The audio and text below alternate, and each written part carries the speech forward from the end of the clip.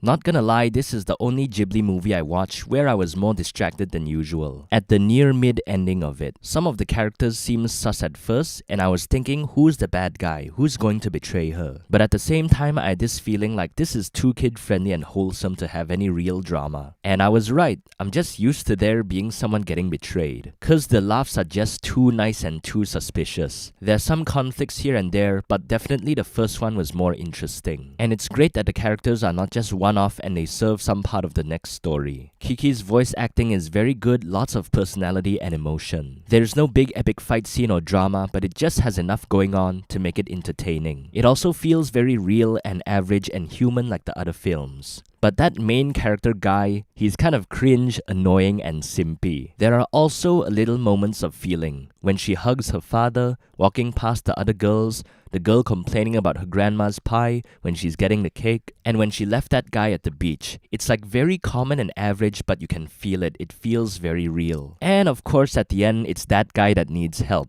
He seems very stocky and unlikable. This movie has something all the other films don't have. Silence at the climax. They did it twice and it was very effective. Feels like your heart is skipping a beat. When the credits were rolling, I still had some questions. What about her parents? Does the cat talk again? The movie ended at 1 hour 40 minutes, but the whole movie is 1 hour 43 minutes. The song was good, so I stayed. Plus, I saw some extra clips. But most of the time in movies, the extra clips at the end are just for the background. And so far, when a Ghibli movie ends, it just ends. But I had a feeling somehow maybe they're leaving something because I had a lot of questions. But when the clips were showing, I saw that the story was progressing. So I decided to stay along because it's only 3 minutes anyway. In other films, the credits is still like 10 minutes long. Then I saw she did write back to her parents, and that was very good closure. But nothing about the cat. Can she understand a cat again? I guess since she got her powers back, it means she can. But if the movie didn't confirm it, then it feels like they left you at a cliffhanger. Because I did not hear that cat's voice for like half of the last part of the movie. And also that baker guy was silent for a long time and then he just suddenly talks and then he's silent again. I think literally in the whole movie he only had one line.